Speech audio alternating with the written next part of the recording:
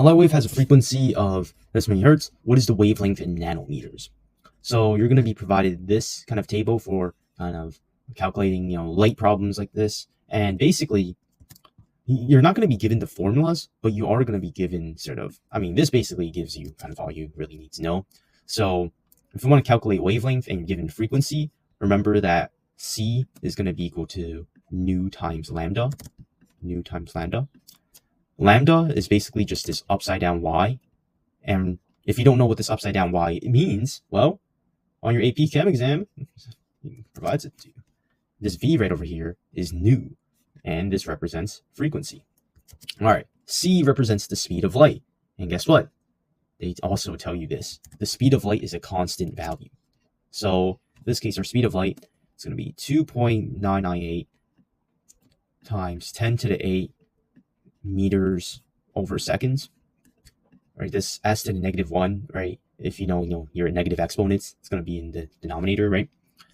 Now, this is just going to be equal to, and right now I'm just kind of plugging in everything I know. So I know the speed of light, that's just going to be a constant. I know that my frequency is going to be 5.0 times 10 to the 14th hertz. Hertz is the same thing as 1 over seconds. And I'm trying to calculate the wavelength, which is this upside down y, right? This lambda that I have. So if I want to calculate it, I just divide both sides by 5.0 times 10 to the 14th, right? 1 over seconds on both sides. I do the same thing for this side, so that's going to cancel out, right? So I'm just going to be left with this. Now notice how the seconds cancel out. So I'm just going to be left with the units meters. All right. So right over here, I'm going to have, this is all going to be equal to, and I'm going to use a calculator. So 2.998, this is going to be, this is going to take a long time. So times 10 to the 8, and you're dividing this by 5.0 times 10 to the 14th power. 10 to the 14th power. So my calculator says this is going to be 5.99996, and then this is going to be times, it's going to be times 10 to the 10 to power of negative 7.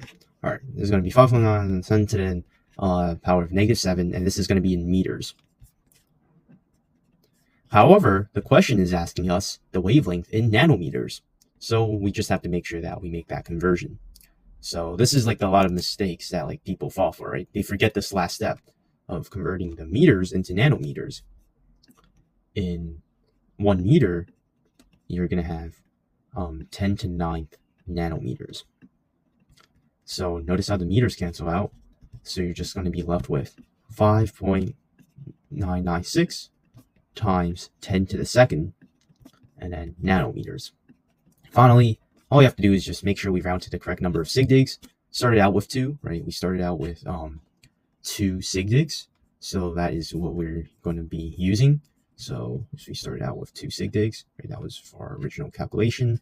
So let's just, if we round this to 2 sigdigs, this is just going to be 6.0 times 10 to the second nanometers. That's going to be our answer for our wavelength. All right, so now you have a beam of light has a frequency of this hertz. What is the energy of a single photon from this light beam?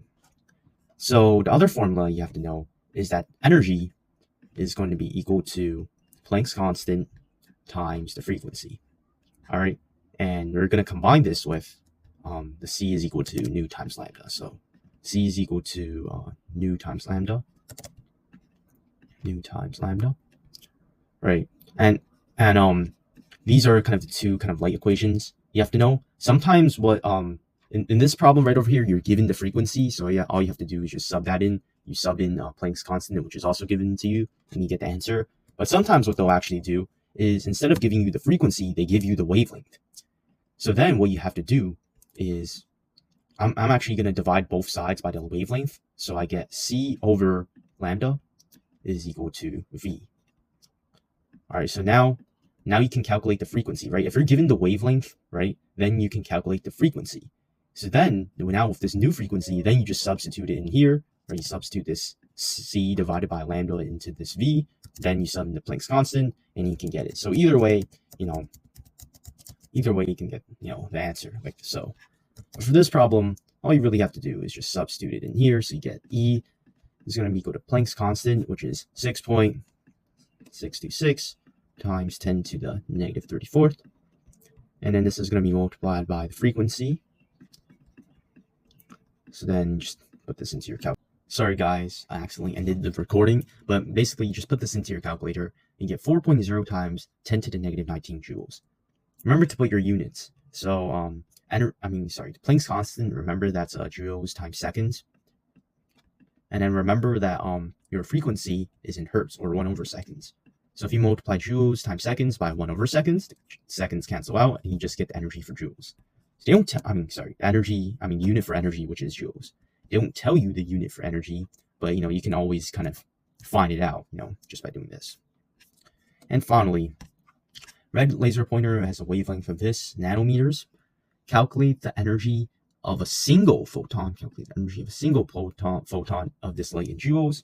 How much energy is in 1 mole of this photon? So if I had, we would have to calculate the energy of a single photon. And then if we have 1 mole of this photon, how much energy do we have in total?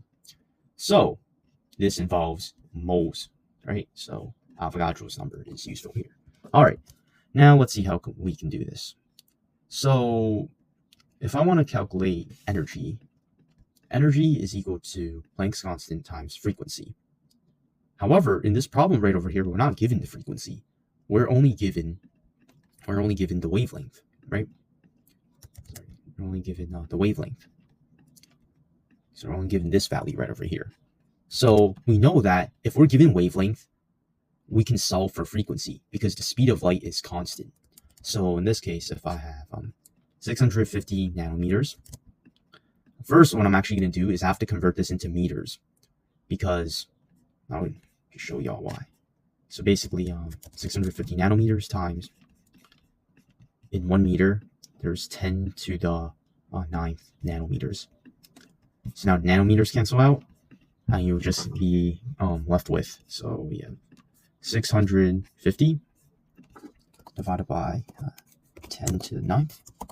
So then get 6.5 times 10 to the negative 7 meters. All right, so this is going to be our wavelength in meters. Now what we can do is we can just substitute in everything we know. So if I wanted to solve for frequency right over here, I could just divide both sides by the wavelength. So then this is cancel out and I get the frequency. So frequency is going to be equal to c, which is the speed of light, and that's constant, 2.998 times 10 to the 8th meters over seconds. And this is going to be divided by 6.5 times 10 to the negative 7 meters. Now the meters can cancel out. This is why I converted the 650 nanometers into meters, because if I was just left with nanometers here, then the units can cancel out. So now that the units cancel out, I'm going to be left with 1 over seconds, which is the unit for frequency, and that's what I want. So this is going to be 2.998 times 10 to the 8. And this is going to be divided by 6.5 times 10 to the negative 7 power. All right. So then we're going to get 4.6123 and then blah blah blah times 10 to the 14th 1 over seconds hertz. All right, now that we have frequency, we can calculate energy. By multiplying the frequency by Planck's constant, you get your energy. So all I have to do with this result is now I just multiply this by Planck's constant, and I know Planck's constant is this, right? It's constant, so times 6. What's this? 10 to the negative 34 joules times seconds. Seconds cancel out. You're going to be left with joules, which is a unit for energy, which is what we want. So we are looking good. Times 10 to the negative 34. And I get 3.056 times 10 to the negative 19th joules. Yep, that looks good. And remember that we started out with 2 sig digs, right? So that means that we are going to have to round to 2 sig digs. So we are going to have 3.1 times 10 to the negative 19 joules as our answer. Now, how much energy is in 1 mole of this photon? So remember that for part A right over here, we have to calculate the energy of a single photon of this light in joules, right? So this right over here, 3.1 times 10 to the negative 19 joules, this represents the energy for 1 photon, right? This represents the energy for 1 photon. And yeah.